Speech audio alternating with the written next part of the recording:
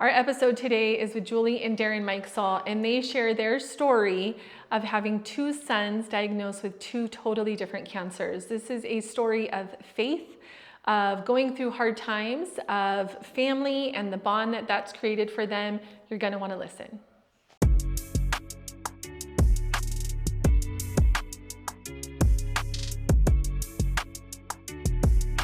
Well, welcome, Julie and Darin. Thanks for doing this with us. And this is really special for me because you guys are dear friends for, I don't even know how long. Do we know how long we've been friends for?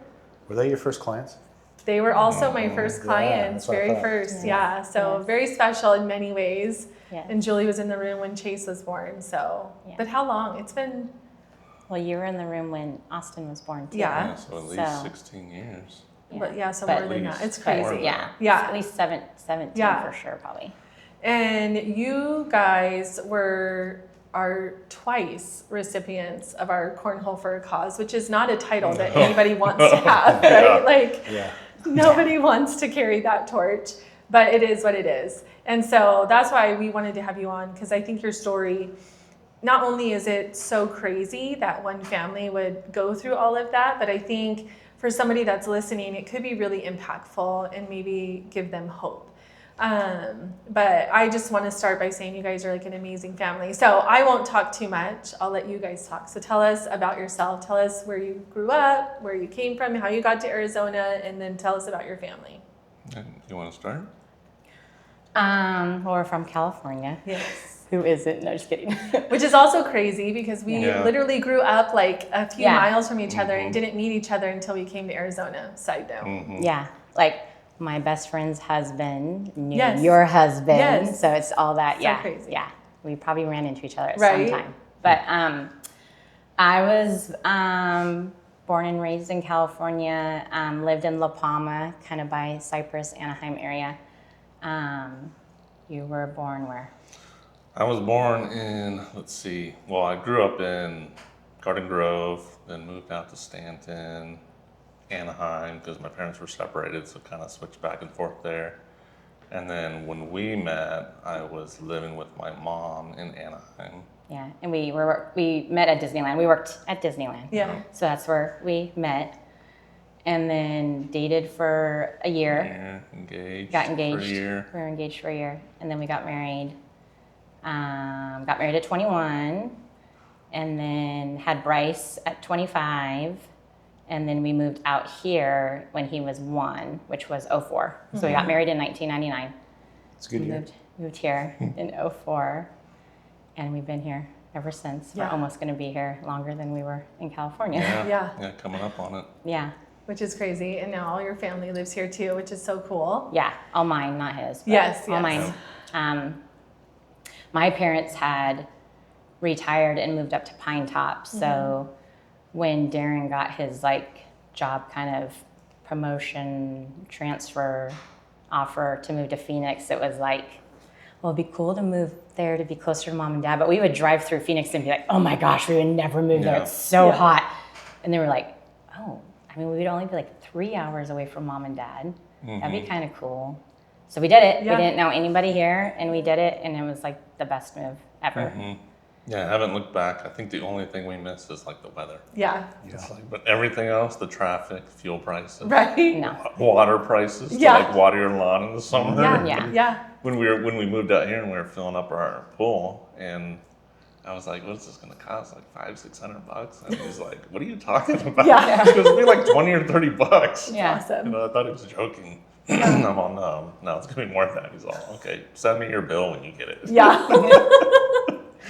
Yeah, he was right. It's like fill up a pool. It's like $25. Yeah. Yeah, it wasn't bad. You'd think it would cost more living in the desert. Yeah, I know. It doesn't make Because water sense. in Lake Elsinore, because that's where we ended up having to move when we got married. It was so expensive. Yeah, our water bill was around $300 a month. Yeah. Yeah. So you guys moved here. You went from 1 boy to 4 boys. Yeah. So we had Bryce in 03, then we had Cody in 05. Then unfortunately we did have a miscarriage between Cody and Austin, which we still say today is our little girl up in heaven. And then we had Austin in 09. Which, funny story, you have to tell that story. The whole pregnancy. Austin was going to be, was it? Girl. It was supposed to be Ashley Ashley. We literally had the room done. We had the baby We decorated the nursery, Yeah. all in girls. She was so why? excited. Why all did the way you up to think that? 36 weeks. Yep. And I don't know what she saw in that ultrasound. Oh, I mean, so like, she's something like, here's the extra. taco. I was like, Mom, here's the taco. It's a taco. I don't know what she was looking at. And And then then they we got did- that Wow. news. they Yeah. did another tough. ultrasound, and they were like, it's a boy. Yeah. And like, we had to redo everything. We did. I remember Oh, going with man. you to return all the little Yeah. clothes that we had got because Gymboree was like the place Yeah. to shop at. Everything was all themed chocolate Yeah, and pink. yeah. I know. And it's like so sad because, I mean, I would not trade Austin for course. anything. I love him to death. But Yeah. like, it's almost like, Yeah. this is so horrible to say, but it's almost like this loss because you have your hopes up and you're so excited. Well, and it and was the the first girl whole- in our family. Yeah. Like my brother Yeah. had 2 boys and it's finally this girl and you've told everybody and you're 36 weeks and now you're like, nope. Yep. And it's like, it's almost like this loss. Yeah. And it's Yeah. so horrible because no, my baby's healthy. I'm having a baby. Yes. But it was like this girl Yeah. that you had all Yeah. these hopes and dreams built up for. Yeah. Nope. Yeah. And so, but like I said, I wouldn't have traded for It's anything. just a little so, curveball that God threw Yeah. you, right? Just And in so- Yeah. one of many, yeah. one of a And few. then we were done after 3. Yeah. Yeah, and we were done after 3. Yeah. But then we weren't. But somebody else wasn't done with No, us. and then God's like, no, Yeah. you're gonna get another boy. Yes. And then Ethan came in. That's what happens when you don't take precautions, apparently. Yes. Yes. So you're not done until you actually really Are go get dead. Yeah. fixed. I still remember you standing on my stairs telling me, I think I'm pregnant. And we were like, what? Yeah. So what's the age difference between the oldest and the youngest? 10 years. Yeah. Yeah. So Ethan came in 2013. Yeah. So they're 10 years apart. So you guys lived in Power Ranch. Yeah. And then you had this 4 boys. You're like, we need maybe a bigger house. I was like, I need a level Yeah. for them to go. It needs to either go up or down. yeah. But I need a level. Yeah. And so, We're like, we need separation. yeah. So Yeah. I was like, They're so loud. Janine, Yeah. we need to go. Yeah. We need to go find a bigger house. Yeah. So you did. So we did. Yeah. We went out to Queen Creek before it became what it is now. Yeah. It was like before anybody even knew about it. Yeah. Yeah. You moved to Queen Creek, got a beautiful house. And how long until you got the news with Ethan? Oh, when did we move to Queen Creek? Well, it was 13. 13. Yeah. So we were there. He was diagnosed in 2021. Yeah. Okay. Yep, September, late At 2021. what age? He was 8 Yeah. when he was diagnosed. So talk about that. And Ethan and Chase are friends, and Ethan had even been over at our house having a sleepover, and Yeah. he started having pain in his knees. Yeah. So much so that he called you and was Yeah. like, yeah, I need to go home. Wasn't Yeah. feeling good. Yeah. And I remember us going out to dinner and you even asking Ray, like, what could this be? Do you Yeah. know? We're thinking, Yeah. is it growing pains? Because all our kids had gone through growing pains. It was very similar Yeah. to where it's just, my legs are super sore. And we're like, maybe, and then Ray was like, maybe he's dehydrated. Yeah. So we're Yeah. like giving, and it was reasonable to think that because our kids don't have the best health or nutrition decisions. I Like just most understand. kids, you got to Yeah. force them to make Yeah. healthy decisions. They like their hot Cheetos. Yes. Yeah, and so getting some water, hydration packets in them, and still didn't help any. If anything, started getting worse to the point where he was like, I can't even walk downstairs. I remember one day we went to Ross, and he's like, I can't walk through the parking lot. We're like, dude, are your growing pains? right, How right. big are you gonna grow? Right, right. Yeah. So I'm carrying him into Ross and carrying him while we're in there, and it probably was a day or two after that where he didn't even want to get out of bed after that. Yeah. And we're like, something's not right. Yeah. And we had taken him into the doctor, like it was on a Friday, and we couldn't get into it with our pediatrician. And so it was just another doctor in the office. And he was like, and it was during COVID. So of course he was like, did the COVID test and swabbed for that. And they were like, it was negative. And they were like, you know, all the symptoms, it was just like, I mean, it just sounds like kind of like a virus. I don't want to put him through, you know, taking all the blood tests if I don't have to. If it was my kid, I would just kind of let it run its course over the weekend, and then let's just see how it is on Monday. So, I mean, I'm just going to trust him, thinking, you know, he knows best. And so that's what we did. We went home, and just over the weekend, it got worse to, like how he said, he wouldn't even walk down the stairs. And so. Well, and he was, compared to the week before, those couple days before we took him, he was also just sleeping throughout the day. Yeah. He was completely like lethargic, and we didn't notice it at the time until, I'll jump ahead just a little bit and then we jump back. But we didn't notice at the time, but when he got his first blood transfusion and all the color came back, we're like, whoa, he was pale. Yeah, I mean, But you don't notice it when it's this Gradual. slow, gradual thing. It's kind of like when you're with your jaundice baby. You don't Yes. realize it because you're with them all the time. Yeah. Yeah. And then he also had a fever. So that was really the sign, because his fever wasn't going away. And so then Monday morning we called and still couldn't get in with our pediatrician. So went with a different doctor. It wasn't the same doctor we saw Friday. And then she was like, okay, we're going to just do blood work for everything. We're going to test for valley fever. We're going to test for, what else did they test for? West Nile. Yeah. Everything. And then Tuberculosis. obviously, the big C word, everything. And so that was on a Monday morning. And so Tuesday, got up to take Austin to school. I don't even know, was it Cody at the time too was going to school? I don't even know. Yeah, I'm pretty sure he was in school still. Dropped both of them off. And this is during COVID, so he's working from home. And I go through, this is our joke, I went through Whataburger to get us biscuits and gravy. Yeah. And come home, and I literally just opened it up for us to eat. I And took my first bite. Julie hadn't taken No. hers yet. and Biscuits and gravy. we get the phone call, and it shows that it's from our pediatrician, and so We're both sitting there in the living room, me on one couch, her on the other. I mean, I remember it so vividly. yeah, and we have it on speaker, and she was just like, it's so hard to say it. I know. She was just said that the blood work just came back that he was just extremely anemic, and that it looked like cancer, and that we needed to get to the hospital right away. And so we just looked at each other just like, Yeah. are we I know, really like you're like- hearing this? Yeah. What do you make from that when the doctor tells you that on the Right. phone? Yeah, that's You're thinking, wait a second, Right. like bad cancer, Right. the one we don't want. I'm like, not that, but when you're thinking that, you're like, cancer, like What kind? But you said it so nonchalantly. Yeah. Wow. Like, And just over this the is a phone. big deal, right? Yeah. Right. Yeah. And then she's like, you need to get him to the emergency Yeah. room. And you need to pack a bag because you're going to stay there for a while. And we're just like, this is supposed to just be growing pains. Yeah. And so we packed a bag, and he's up sleeping. So, I'm packing a bag, calling all of our loved ones, and he's trying to wake him up and not freak your kid out that, okay, we need to go to the hospital. And so then you're driving, trying to hold it together. And again, during COVID, so only one parent is allowed to go in. So he had to sit Horrible. outside in the car in September in the heat Yeah. because he can't go in Yeah. and just wait Yeah. to find out. Yeah, And so I'm thinking the worst, because they literally just took my kid. Yeah. Julie's with them, but at the same time, I don't know what they're Right. doing, what's going on, what's Right. the diagnosis. Like, am I gonna see my kid again? Yeah.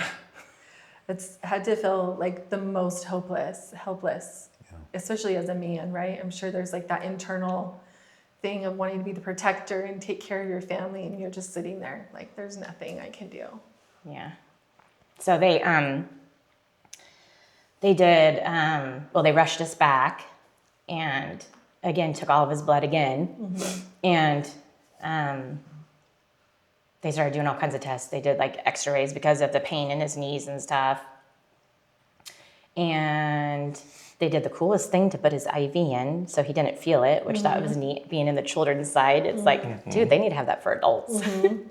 And Yeah, what do they call it? J-tip or something? yeah. It's like they They numb did the this pop and Ray it's would know. They thin. numb the area and so he didn't feel anything. So he was happy about that. And they're so good over there. So they're bringing in, toys, make him happy, not thinking about what's going on. And At this point, had you told him, hey, this could be cancer, or they're saying, or no? No, I mean, I think he could tell that we were freaked by out. the I mean, we're urgency crying. that morning, yeah. It's hard as a parent. You can't For sure. not cry. Yeah. And so And we didn't know for certain. Yeah. That even though they said it on the phone, we didn't know for certain it was get there as soon as possible so we could start running tests to find out what's going on. Yeah. They said it definitely looked like it, but we needed to get to the emergency room. Yeah. So we're kind of like, we don't know what it is. Yeah. They, from the conversation I had with Julie on the phone, they said it did seem like cancer. I mean, you can explain this better, but that they were going to run tests to see. There's like 3 different types of cancers, and 2 of those you don't want because it's a lifetime of, well, one of them is a lifetime of blood transfusions. I forget what the name of it was. And then there's another cancer that was also a bad one. I mean, all cancers are bad. It's funny even saying that, right? You're like, oh, we hope for the good one. Right. Yeah. But you were there. And when they finally did allow me to come in to visit with him when he was still downstairs, you know, it was rough seeing him. He's like laying in the bed, all hooked up. I mean, he was feeling good, but we weren't feeling good. Yeah, they gave him morphine by that point. Well, to go back, after they had gotten all the blood work back and the doctor came in and he like kind of motioned to me to like come out in the hallway, and he was like, it's cancer. And he was like, we are having the oncologist to come down now. And he goes, and I just need you to hold it together for him. So I need you to go in the bathroom and have your moment. And we're going to let your husband come in now, which I was like, thank you. Yeah. And then the oncologist is going to be able to come talk to you guys. And because he was so anemic, like your blood level's supposed to be like at a 12 and Ethan was like at a 3.5. And so they were going to have to start doing transfusions that day before they could do anything else. And so he was going to have to go up into the ICU. And so they brought him in, and then that's when after we got up into the NICU, or not NICU, the NICU, they started giving him transfusions, and the nurse was like, you guys go have a moment and eat. I'm sure you guys not have had a moment yet. I'm not leaving this room. And you're thinking, I don't want to go anywhere. Right. I just wanted And like we had the worst headache, and we're not going to eat. But we went and just got stuff because I knew I was going to be there for a long time. First we went to Jimmy John's, remember? Yeah. Down the street. Yeah. And then we both ordered food, and I think we barely ate any of it. Yeah. Yeah. And went to the store to get supplies. You're just in this weird, like, you're in this weird dream haze where you're like, is this real? Like, this doesn't feel real. It feels like it's just a bad dream that I'm gonna wake up from. But you never do wake up, and you're like, I guess this is our life. And then we came back, and then the oncologist came in, and you go to this like big boardroom, and like all these other people are there. Like a little meeting, like probably about the same size as this room, and tons of people sitting around the whole table, and you're like, what's going on here? And obviously the oncology, it was the whole oncology team. You're meeting tons of people, titles you've never heard of before, and they've already got a game plan together. What did we meet with the doctor before that in the room? Briefly, I think we did. Yeah. So it was Dr. Torkelson who was the one that like officially told us that day, which he was the one that was on call that day, but he didn't end up being Ethan's like primary oncologist. He was just the one on call. He was more like for brain cancer and stuff. Dr. Reddy is Ethan's one, which then he went on call later on while we were there for 10 days. So then we got to be with him. But so yeah, you're around that table and they're like showing you the plan. And it's like, okay, this is 2.5 years and anything you have scheduled, like cancel it. And you're just like, this is our life for the next 2.5 years. Like cancel everything. I think we had a cruise, right? But yeah, we had like trips and cruises and we're like, so just cancel everything. Naively, we're like, what about this cruise? They're like, yeah, nothing. Yeah, like cancel. Like you're just like everything. Did they give you a percent chance of survival at that time? Yeah, so he had acute lymphoblastic ALL, right? Yeah. Acute lymphoblastic leukemia. And his was B cell variant. There's different variants of ALL. And his has the highest percentage of success with the treatments they have. So I think his was Standard risk. Yeah, it was like 92, 93%, I want to say, which is really good. Yeah. I mean, it's still not 100. 100, So you're still like, it's hard to think of the glass half full when you hear that, when you get that information about the percentages. But you have to be strong, not only for yourself, but for your kids. Because if they see you breaking down, they're gonna like, is something not right? Is it something gonna happen to me? So you stay strong for them. But his was 92 or 93%, I want to say, with the current treatments they have, and he was standard risk. They also have high risk, which it's a different treatment schedule.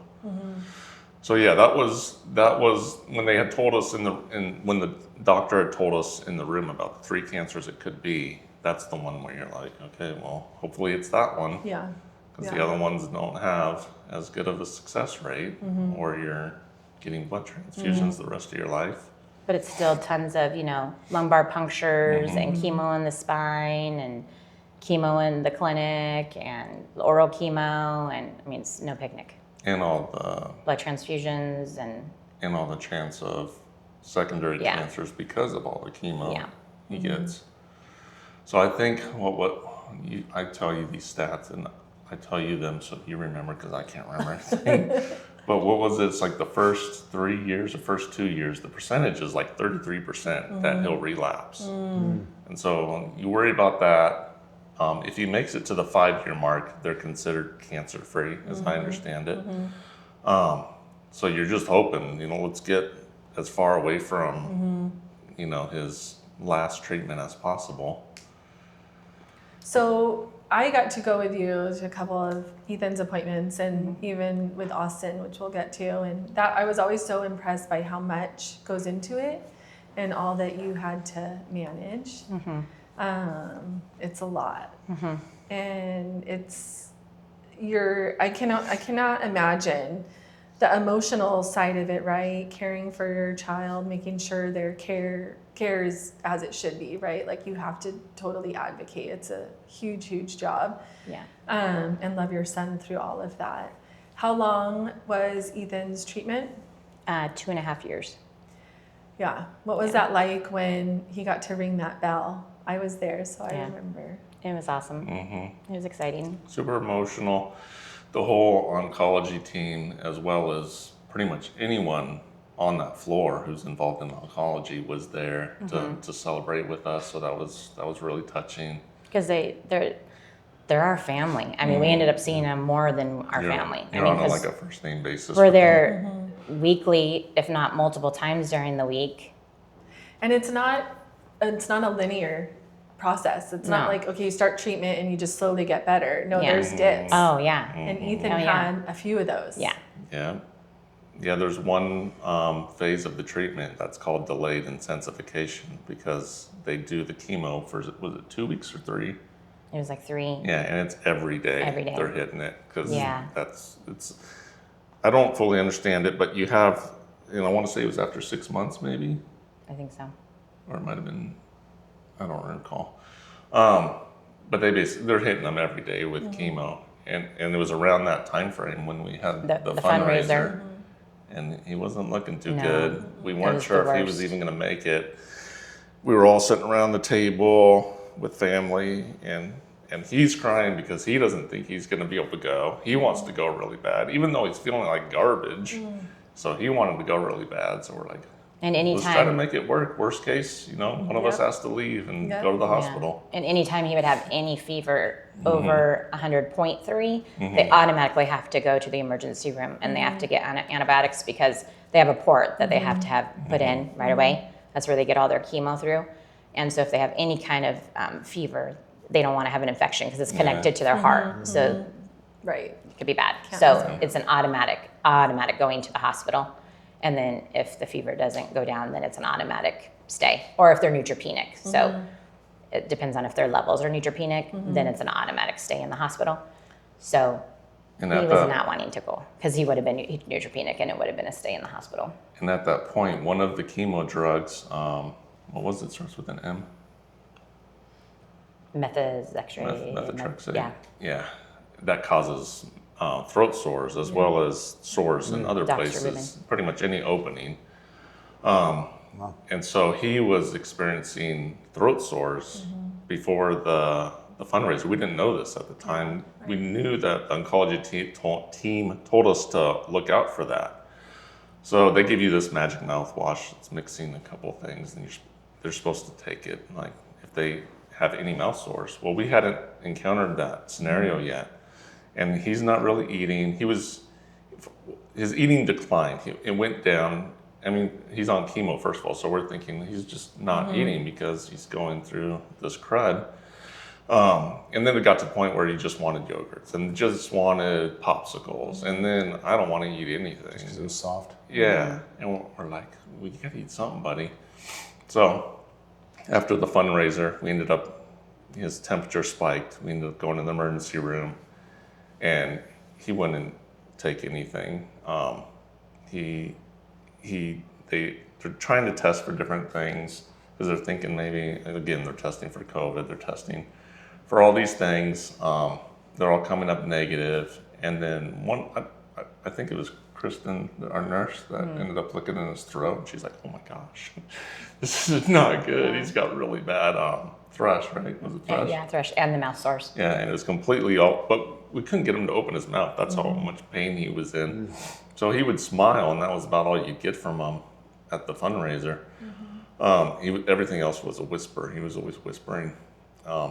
And then so they found all these mouth sores, and they got working on fixing that up, put him on morphine for the pain. He had a morphine button. So we were there for 9 days. And he was in so much pain that he was angry. Yeah. And they monitored it when you push the button. So he's like pushing the button 5 times, and they're like, they're coming in. They're like, first of all, you can only push it once because it's only going to give it to you once. It's not. You're not going to get it 5 times. Yeah.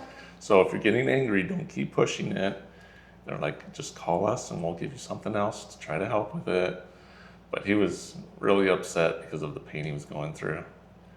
He ended up pulling through that, and it's weird because the thing that got him to start eating again was pizza. You're like, that doesn't sound very friendly. Yeah. Seems like it would hurt. Yeah. But he would be like, and it was Sal's Gilbert pizza. Yes. That was the one. Yeah. Shout out to Sal's. Yeah. Shout out to Sal's. That was his favorite. Every time we would have chemo at the hospital, we would get DoorDash Sal's Gilbert pizza. Yeah, I bet you're like, whatever, buddy. Yeah. Whatever you want. Yeah, it was. I'll get it for you. It was funny because, just to jump ahead really quick, the difference between him and Austin's treatments, Ethan loved the things that he fell in love with at the hospital, and Austin despised the things that anything he ate at the hospital became like, I don't ever want to eat that again. Like still even to this day. Yeah. He used to love fried chicken, canes, and wow. I don't like that no more. I know, it's so sad. That may not be a bad thing, actually. Yeah, I know. Yeah. So you guys, Ethan, 2 years in treatment, ups and downs. Yeah. And only 2 stays at the hospital. 2 stays, but 2 years. And then he rings the bell. And then you guys are coming up on the 1 year with Ethan of being cancer free, which as you said earlier, every time frame is awesome, right? Because you just keep wanting them to get out of that window as far as possible, right? My brother had cancer when he was 10, I was 7. And we're from Missouri, so we would have to go to Memphis, Tennessee to St. Jude's all the time. Or they did. Us little kids didn't go as often, but just recently, a couple of years ago, he went back for a 30-year study because they wanted to just test and make sure, he's good. That's cool. So that's pretty cool. 30 years. St. Jude's amazing. Yeah, it is. So 30 years later, there's lots of hope then. Yeah, that's good. So tell us what happened then. Today's episode is sponsored by Stacey Williams with Bright Mortgage. Reach out to Stacey for all your home lending and refinance needs. He is the best. Thank you for watching the episode. You know, our podcast is called The Real Deal, where real estate meets real life. And I love sharing these real life stories, but we are also in the real estate business. And so if you have any real estate needs, maybe you're thinking about buying or selling or wanting to invest in real estate, we would love to help you. Well, Ethan rang the bell in December. Got us poured out in January. Yeah, he got his poured out in January of 2024. And then October of 2024, Austin was starting to come, well, leading up to that, even in the summer, he looked pale to me. So of course I was like, Austin looks pale. Yeah, and Julie now is very on edge, like blood work right away, get it done. Why wait? Yeah, exactly. And I'm going to be neurotic. Yeah, let's get to the doctor right away. Yeah. Get tests done, and the blood came back fine. Yeah, so we went in the summer, and I had the blood work done, and everything looked fine. And the doctor was wanting to see maybe a vitamin D. deficiency. The vitamin D was low. Get him on a vitamin D supplement. And so we went through the summer, and then he just started complaining of like his upper back. Yeah, his shoulders were hurting, his back was hurting. Complaining. And so we were like, he sits at his computer a lot, on his YouTube channel stuff and playing, and he's growing. Yeah. So we kind of just kept chalking it up to that. So we're kind of like, well, maybe we need to take him to a chiropractor. Yeah, and coming back from Ethan, we're naive when it comes to cancer. We're like, oh, well, the blood came back fine. Mm-hmm. Yeah. And, doctors are saying, it's just vitamin D deficient. So it just goes to show you need to do your due diligence as a parent. Even if the doctor tells you no, you need to be the one that needs to listen to what your kids you're feeling about you your or kids. your kids. If something doesn't feel right, you know best. So what would you have done differently in that moment? Second opinion? I think I don't know, because we were in the hospital for knowing now what we didn't know then, we probably would have done our own body scan, look over his body. I know this is uncomfortable, son, but this is what we need to do. Yeah. Because that's what it ended up coming down to, was a mass in his chest. I know, but that didn't come. I don't think that was there. That didn't come up until the time when we found it. Yeah. So you're talking August. August is when, he's looking pale. It wasn't until October when, he's complaining. And then, so I was like, okay, we got another appointment. It was September, right? I don't know, I guess it was October. Early October. Yeah.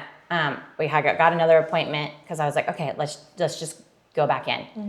And didn't get in until Tuesday. And he had this horrific cough now. Yeah. It sounded like he was a smoker. Yeah. He had a cold. So juicy, nasty. Yeah, he had a cold that the cough just didn't go away. And so he had an appointment on Tuesday. My sister had come in because during this time dad had a massive stroke. So my sister had come in to visit, and Austin had woken up, and he's like, gosh, I feel like I have a bruise on my chest. And I'm like, and we're driving to pick up my sister from the airport. And I'm like, well, have you looked? And he's like, no. And so we pick up my sister and we go to visit my dad. And I'm like thinking, how when you sleep. And so I was like, well, let me just pull your arm and kind of push here, to kind of stretch you. Yeah. And I went to go touch his chest, and I'm like, oh, Austin. And I go and look, and he's got this lump, just on his chest. A huge lump. And so I'm like, let me look, and it's just huge. Yeah, almost like somebody hit him with a baseball bat, and it's just got this cartoon a tumor bump coming out of his chest. Yeah. And so I'm like, okay, something's not right. And so I was like, well, we have a doctor's appointment for you tomorrow. We're going, for sure we're going. And so again, it was not with our pediatrician. What the heck? I'm like, she's never available. She's got PTSD now. She's like, I don't know what's up, but I could never be there when you guys are coming. But so went in and told the lady obviously our background, and she's just listening to everything, talking about his cough, obviously seeing his lump, and she's just like, I'm sending you for x-rays. And we're like, okay. And so that we went to get x-rays at 2:00 and took him home.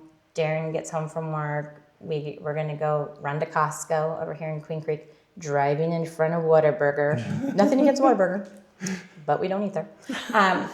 And we get the phone call from the doctors, and they're like, She said, "Where are you right now?" "Where are you right now?"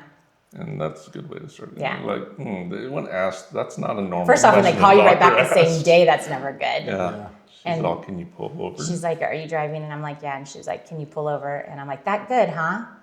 And she's like, "I'm sorry." And I'm like, "This can't be happening again." And she's like, "I talked to Dr. Akepsky and it's not good." She's like, "You need to go home and get Austin, and you guys need to go to the hospital." And I was like, "This cannot be happening again." Yeah. I'm like, "What's the odds of this?" Yeah. So back to the hospital we went. We went home and got Austin, and we were like, "We need to go to the hospital." He was sleeping. So Ethan's 4 years into his. Ethan's almost a year out, 8 Yeah. months or 10 months out of his treatment. Yeah, 10 months. Yeah. Yeah. I remember you calling me Yeah. and just said, Janine, like God wouldn't let this happen again, Yeah. right? I remember you saying that. Yeah. And I was like, we all just were like, we're gonna pray. Yeah. And that was a journey because it took them a long time to Yeah. give an official diagnosis Yeah. with Austin. Yeah, the x-rays showed like these fluffy things in his lungs. Yeah. She was like, there was like mass, like all in his lungs. Yeah. But they said that could be viral as well. So we're going to test them for West Nile. We're going to test them for tuberculosis. We're going to test them for, obviously, COVID again. All these different things, bronchitis. Yeah, they had tons us. of tests. They had us like in the infectious disease section. In like, a vacuum room. Yeah, literally. Like they had to like put on their like plastic wear whenever they'd come in the room. Like Yeah. you could, at least we heard when they were coming Yeah, in because yeah. they were getting all like, and we were there for a week. And we had the same oncology team. I mean, they know us. They're all our family. Yeah. I mean, like, what are you doing back So here? it's all the same people. all the same doctors. Yeah. I mean, some of the nurses had moved on to different departments, Yeah. but the doctors were all the same. yeah. And so it was Dr. Angulo that was on call when we first got there. And so he was very like, I really don't feel like this is cancer. I really feel like this has got to be some kind of Go ahead. infectious disease. And, you know, he was just like, we're going to test for everything. And I mean, he felt very, you know, I think positive he at was the probably beginning. thinking, what's the chance Yeah. that this family's Yeah. going to have Right. two kids? There's Yeah. no way this is Right. going to be cancer I again. remember reading once one in 4 men will have cancer of some sort in their life. You have 4 boys and 2 of them now. It's just Yeah. crazy. Yeah. It's twice the statistics there, I guess. Yeah, I Yeah. know. Yeah, They just it was kept funny getting- because we were talking to, I think, I don't remember what doctor it was, but after we found out, we'll go back to all the testing, but we were like, what's the chance that we have 2 kids with cancer? Like, should we go play the lottery? And he's like, no, you will not win. Yeah. You guys have He's like, bad you don't luck. have good luck. Yeah. Yeah. Yeah. So days of being there of, you know, test after test, they did biopsies because they wanted to do the biopsy of what was going on in the lung area and then also in the lymph node because they were enlarged. And CT scan, which MRI. that got screwed up because they did the order for it to be done at the same time, but they didn't. And so they did the biopsy of in lung, and then they didn't do the one of the lymph nodes, so which they were so upset. So then he had to be put under twice Yeah, to they do had a 2 whole separate. board meeting about Yeah, that. And which they were not happy. They were not happy. Which he enjoyed it. He was like, I love it. I'll go under again. And he felt great on that. Well, and the difference between Austin and Ethan was completely out of it when he was diagnosed. He was not in any shape that you'd want to call your kid being good, in good shape. Yeah. Austin was feeling great. You know, Yeah. he's like, oh my gosh, I love this. We're like, oh man, Yeah. if You this have turns out to be cancer, yeah. you don't You know have what's no coming. idea what's Right. coming. Because Right. all he's got is this mess. He doesn't, Yeah. and he doesn't have any other symptoms besides his backache. So Yeah. And how old is he now? Or was he at this time? He was 15. yeah. So he thinks this is cool. Like I just have my mom and dad, like full on I attention know. from mom and Let's dad. play another board game. We're gonna play games and have pizza, and we're at the hospital. This is great. And so he was having a good old time until it wasn't until the so great. biopsies came back. They couldn't figure out what was going on. They didn't want to release us because the TB test still hadn't come back. And they're like, that's not going to be a good look for the hospital if we release somebody with TB. Right. Yeah. They're like, chance of it being TB is very slim because that's usually like, it's almost like a prison disease. That's usually where you see it in jails and prisons. It usually occurs. So they're like, the chances are pretty low. We're gonna take the chance and release you guys. So we were back home for 1 day, 2 days. I forget what it was when they called us back. No, they got the results because then they ended up doing, remember, underneath the skin that would bubble up or whatever, and it would show. And so they from the skin one. Yeah. Yeah, and the so, skin one. Yeah, that's right. That came back negative, because but they still hadn't had. Yeah, because they weren't going to release us until that came back, and that came back, which who prays for an infectious disease, but we were. Right. But they all kept coming back negative, so that you're like. I remember. Yeah. So,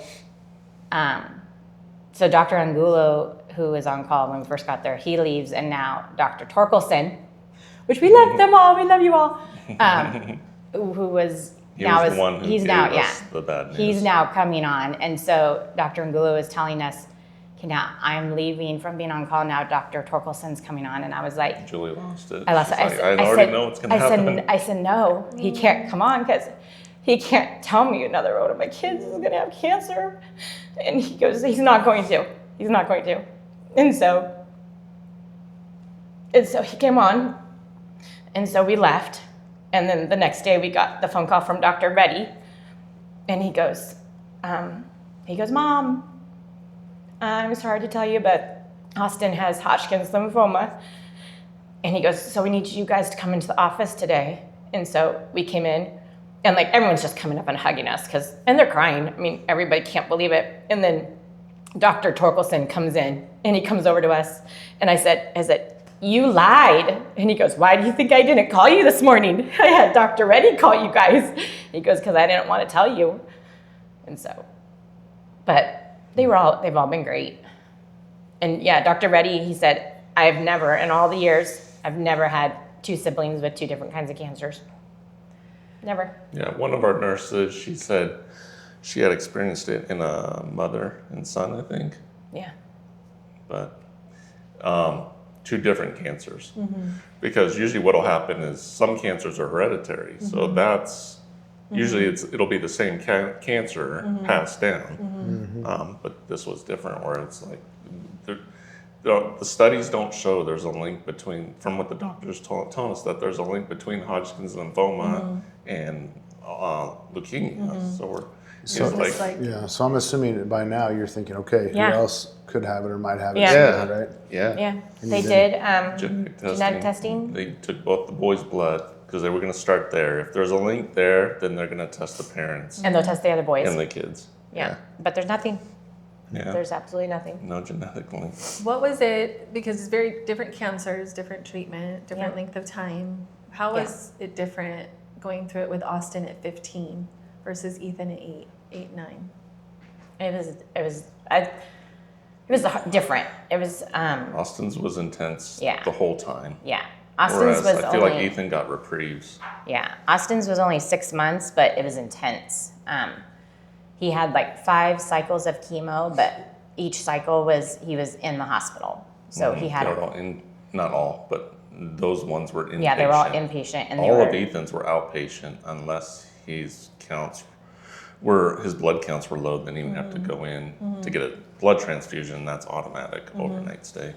Yeah, but he only had like two of the long hospital stays. But Austin's were all inpatient, so he had to stay for at least 3 nights. And except like the initial, And ones. it was like a very aggressive treatment. Yeah, he had like. So it was like brutal. Oh yeah, he had like 8 to 9 chemos during those stays at the hospital, and then he just felt really like dirt. After the first or second one, I think he realized I need to eat a lot on the day they're going to give it to me because I'm going to be out the next couple of days. And then he just didn't eat, and then he just felt horrible. And then he realized this is not fun anymore. I think it was. I think after the second one for sure, that he realized. Probably a little bit after the first 2, but the second one I feel like was the hardest for him. Because he ended up in the hospital after that because he was so sick. And then with his, like after the day after we get home from the hospital, then I had to give him a shot because his counts were so tanked So the shot would take all of his like white blood count and like just help like the fighters because he just didn't have any.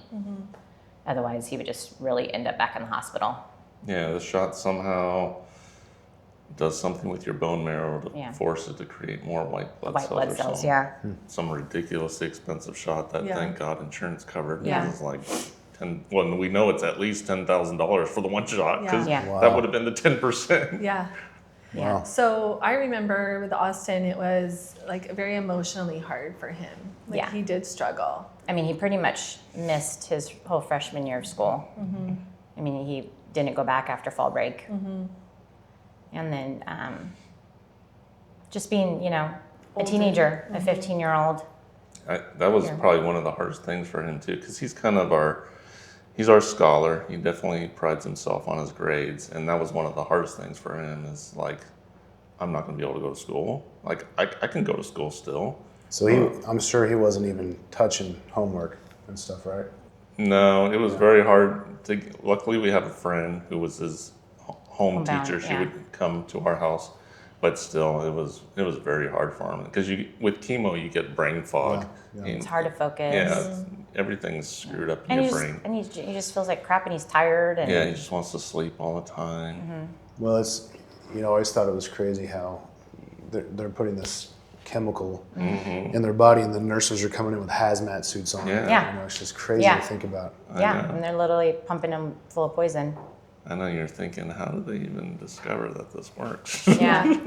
Yeah. Right? Yeah. How did we come to this? Yeah. Yeah. And then for Austin, after all of his chemo, then he had to go to the Mayo Clinic and he had to have 14 days straight of radiation, which Ethan had no radiation. So for Austin, like even till now, like his hair is super thin. Like it hasn't really I was going to come ask, back so they as both much. lost their hair. They both completely lost their Came hair. back same color, different texture. It's come back same color, same texture. Like Ethan's is totally completely fine. His Yeah, his he's hair is got great. Yeah. Big head of hair. Yeah, but Austin's has come back same color, but it's pretty thin. It's pretty thin. Yeah. Yeah, I remember when I was a kid, I remember thinking, man, bro's going to have hair and it could be blonde. He was a redhead. Yeah. And we were just like waiting to see how it would come back. Oh yeah, they both were hoping for curls. They were hoping for curls. Ethan was hoping for red hair, and I was Yeah, like, we're okay, not- okay, yeah. dude, I don't think you're gonna get a different color. I thought he said blue. Yeah, I think he did We're like, at one I don't point. think that can even happen. I know. Austin was definitely hoping for curls. Now he's just hoping for hair. Yeah. So Austin's treatment in total was less than a year. Yeah. Like And- 6 months. Super aggressive, but then you get that news essentially that it's essentially working. Yeah. Yep. Yeah. It was MRIs they were using to track it, right? Or was it the CT scans? The CT scans and full body PET scans. Yeah, because at the end of treatment, when they're talking about removing his port, and Julie was really concerned, like, well, how do you know it's gone? Like, don't remove his port if, like, it's still Right, there. Right. And I wasn't at that visit, so you could tell the story, but they brought you in, basically. Yeah. Yeah, and they just showed like the scans from like at the very beginning, and then like midway through, and then at the end, and like when how lit up it was at the very beginning to like now. I mean, there was nothing. So I mean, you Because just all his lymph nodes were lit up Yeah. in that first meeting. I know another meeting we had when they were telling us what he has and showing us the CD scan, and his lymph nodes are just lit up because they put the dye in, have him drink the dye and stuff. Or do they inject it? I don't remember. no, they inject it Yeah. like spider juice, they call it. Yeah. And then the last one is completely blacked out, Yeah. the whole picture. So that put us at ease. And it was crazy. I mean, because he was considered stage 4. Yeah. Because And it was had- in his lungs. Yeah, it had and gone to everything. his lungs, which explained the juicy cough he had. Right. It was starting to metastasize into other organs. Yeah. And that's why they also did scans below to make sure it hadn't gone below. And luckily, those came back. Yeah, Thank because God. it was in his lungs. There's some by his heart. There's some up by his throat. So like when they were doing the radiation, like they're hitting those areas. So like long term, like they were saying, long term he can have some areas where Acid reflux. and he's going to have some damage like in his lungs from the radiation from the areas that they were hitting, and they're hoping that he won't have any areas in his heart, because obviously they try. He got the pinpoint, radiation where they're like directly hitting it. Mayo in Arizona. I forget. We went to this whole seminar at Mayo where they talk about the proton beam, because there's only a handful of facilities in the United States that have that technology, and it's super pinpoint as opposed to photon radiation just kind of destroys a lot of stuff. It hits it and then goes to other organs and out through other areas, but it's still, like they said, it's still hitting kind of other parts, like right by it. So, and with the lymph node being next to his heart and stuff. So we hope. We're praying that you know, long term that. Yeah. Yeah, we just gotta live every day like you're not guaranteed it. And, and love on your kids and go for walks and eat dinner together. Yeah. So how would you guys say that your boys have changed since what they've gone through? Well, they're definitely more mature. Oh yeah. They got mature quick. I feel like Austin was already getting to that point. So his maturity level maybe wasn't as noticeable as Ethan's, but Ethan went from like a child to like a 16 or 17-year-old boy. He was kind of forced to, It's funny when you see him play with other kids his age. He almost, I don't want to be rude or disrespectful, but it's almost like he has to lower himself a little bit, like to be on that level. For you guys, how have you guys changed?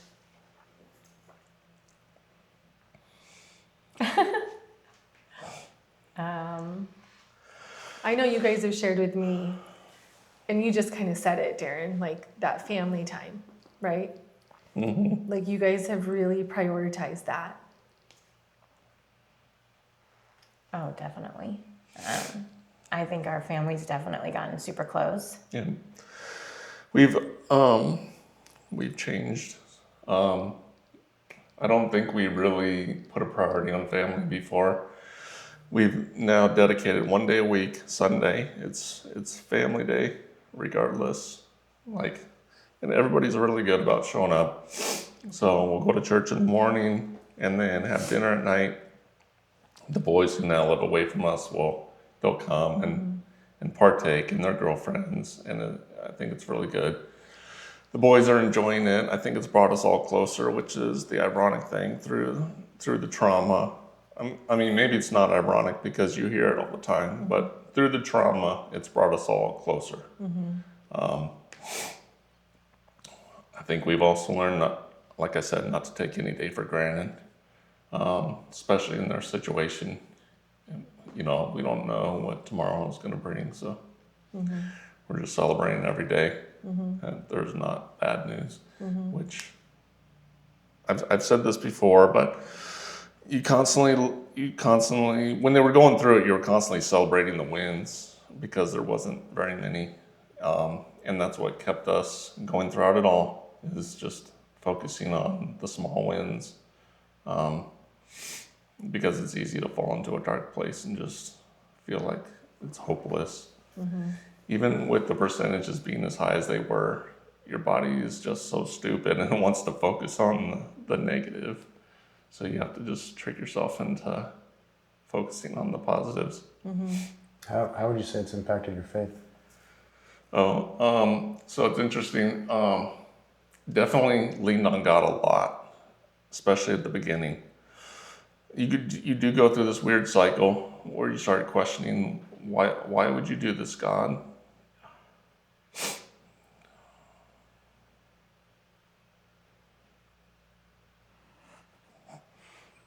Why would you do it twice?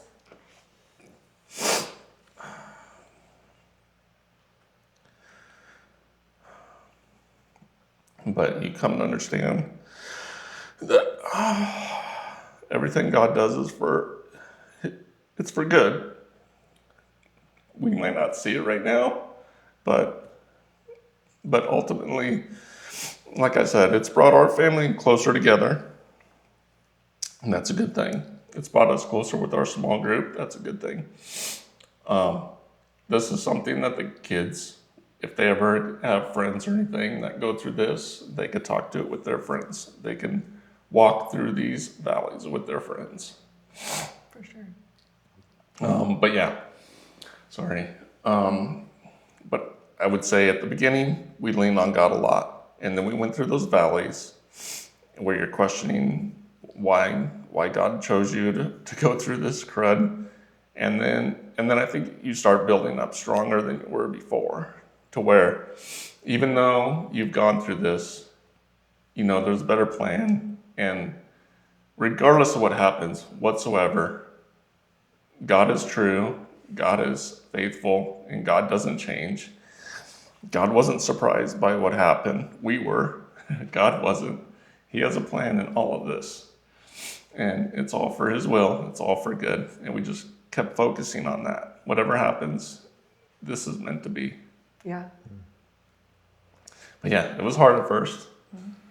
Because I think as a Christian, whenever you go through a tragedy, that's when you pray most. And then when you're on the other side of that tragedy, and then it happens again, then you're gonna start questioning. At least I did, and I'm sure you did. But then when you're on the other side of that, and we were lucky. It could not. There was a possibility it could not have worked out as good as it did. We thank God it did, because we know that it could have gone either way. But our faith is very strong now. We talk about it a lot in small group. And there's a verse in the Bible that says something to the effect of, anytime your faith is put to this test, consider it pure joy. And when you're going through it, you're like, I don't know if I can. But the joy part, I think, comes from leaning on Him and knowing He's in control. Whatever happens, He already ordained it to happen. And we're all the way like the analogy, we're all in the same boat. You can do whatever you want on the cruise ship. You can act like a drunken fool, or you can obey the rules, but we're all, all of us believers, we're all going on that cruise ship to the same destination. And some people might jump overboard, and some people might not make it to the end, but in the end, when we get there, everybody's gonna be there. So I think that's my mentality, is we're all on this boat. There's gonna be bad things that are gonna happen. And that's the other thing, right? It makes you question, why do bad things happen? That's a whole other discussion in of itself. But they do happen. We know they happen because of the fall. But when we get to that end place, that destination, my prayer is that everything becomes clear, and we could see that from these two tragedies, this is what spiderwebbed from it. Mm-hmm, mm-hmm. When you guys look to the future, and I'm thinking of somebody listening to this, and maybe they're in the thick of it. Maybe they just got that diagnosis for their kid. What would you say to them?